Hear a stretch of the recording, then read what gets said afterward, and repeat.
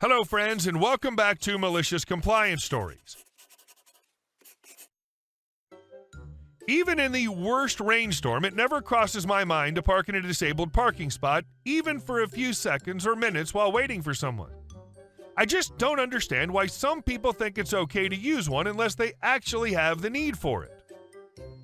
But before we begin, best way to support our channel is to leave comments, like, and subscribe with the turned on bell so you don't miss the new video every single day.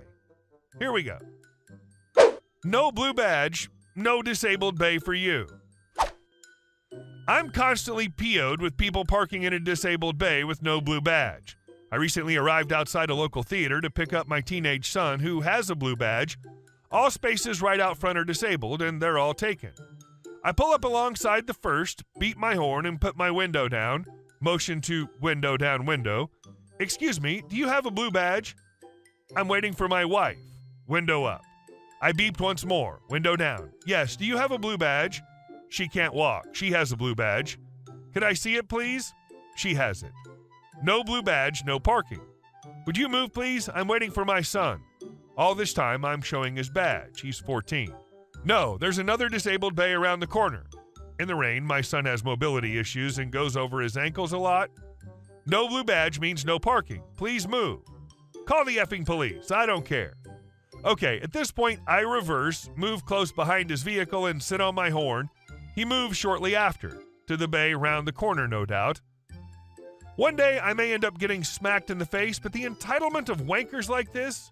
Who in their right mind won't move when illegally parked for a 14-year-old child? What a tosser.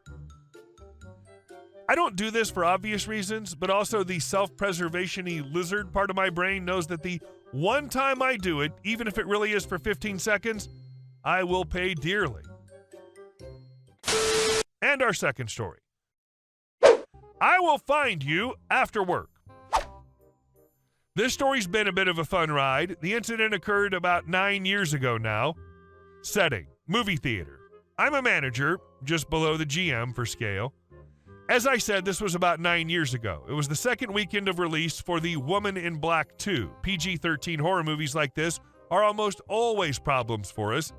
We get a lot of teens that are there just to hang out and spend the not scary parts of the movie talking or texting. It's a constant battle to maintain a not terrible movie theater environment during these movies. The Woman in Black 2 was relatively mild, but that doesn't mean we didn't have issues, of course. The guest services manager received a concern about rowdy kids very soon after the movie had started. Allowing for the previews, it was probably only 5 to 10 minutes into the movie. The lady with the concern, we'll go ahead and identify her as Mrs. DB, apparently wanted a refund, but her husband, Mr. DB, had the tickets and she wasn't sure what he wanted to do. She went back to the movie. I headed into the auditorium to check things out. I did notice a couple of issues and handed out a few warnings, but things calmed down pretty quickly. There were a lot of people walking in late, so my impression was that people were really just settling down, and that's what caused most of the issues. I hung around for about 10 minutes, and after not seeing any more issues, exited the auditorium. I did some other stuff about 15 minutes or so and re-entered the movie to check up on things. I did a walk of the auditorium and didn't notice any issues.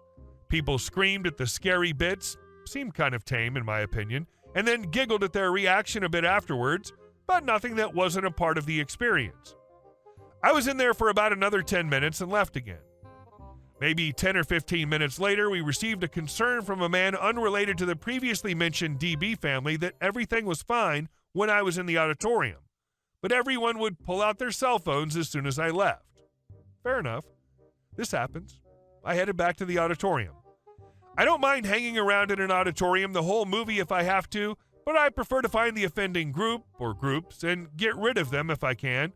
So rather than doing a full walkthrough of the auditorium as I had done, I decided to hang back behind the wall at the entrance where I could see most of the audience, but they couldn't see me. Hopefully I could find whoever was on their phones or otherwise causing a disturbance and kick them out. Things were still mostly calm. There was one bit in the movie where the older English lady's like, "I want you to leave," towards a younger English lady. There were a couple guys who went, "Ooh," at that point. I asked them to be quiet and headed back to my hidey hole. I had seen no cell phone usage at this point.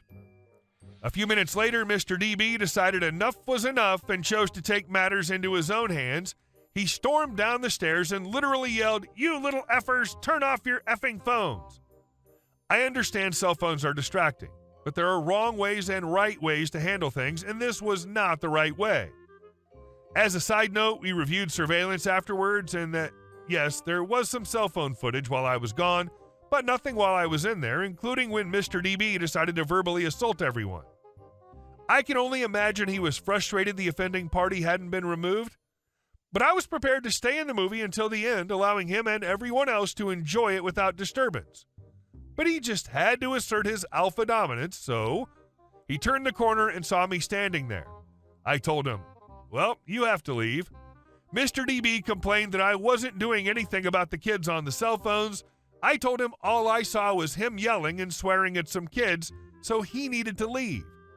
He was right in my face. I mean, I could have kissed him without moving my head, he was so close. He was clearly angry and trying to intimidate me, so I told him he needed to leave immediately or I'd have the police called. He just said, "Go ahead and call them," so I'd radioed to have the police called, but Mr. DB decided to leave at that point, so I canceled the call.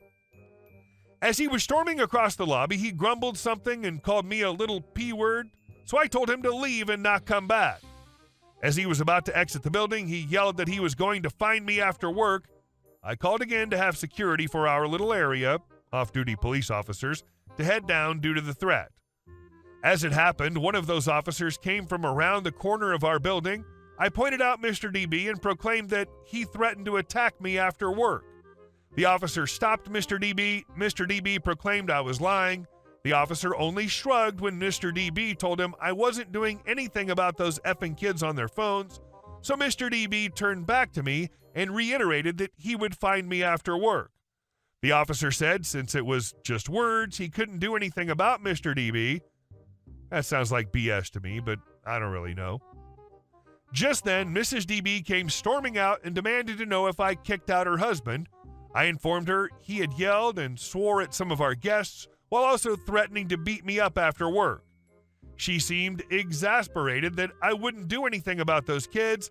I said, "Well, they didn't threaten to attack me after work, so I'm not really going to take your side here." She declared the DB family would never return. "Thanks," I replied, and stormed off. I had an escort to my car later that night, but nothing happened. The next day, we received a web comment from Mr. DB about that incident. He stated that I actually swore and threatened violence on him while calling me a little idiot manager. Fun fact, Mr. DB provided his real name and address with this comment, and of course I have access to it. Fortunately, I'm not dumb or a terrible person who would do something with this information. My boss, the GM of the theater, called Mr. DB to hear him out. According to my GM, Mr. DB still seemed pretty angry and assured my boss that he would come back and find me after work. Frustratingly, my GM pretty much just said, "Okay, bye," in response. He did recommend to his boss, our DM of course, that he recommended not allowing Mr. DB back to our business, but nothing was done regarding this. Mr. DB also threatened to file a complaint with the Better Business Bureau as part of his web comment. This time, OP did come through, and we received a letter in the mail regarding this incident.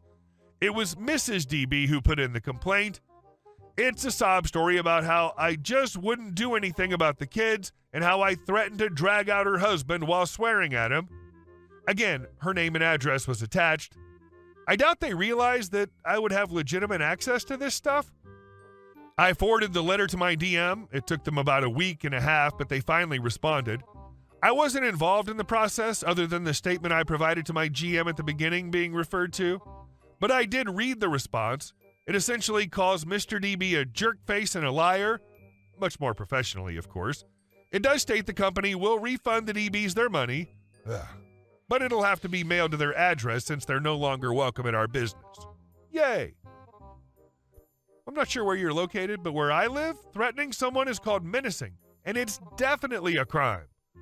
Too bad no one could or would press charges against him. Definitely some anger issues. And our last story. Lesson in Lakeside Legendary Lake Farmer.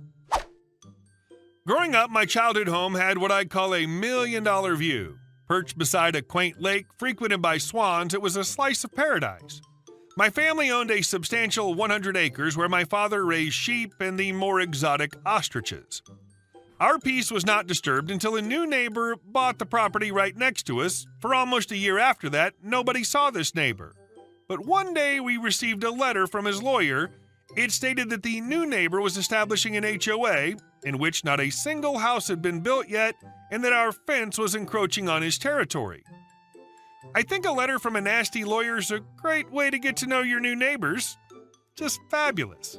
Not really. My father tried to settle the matter amicably, but no response came.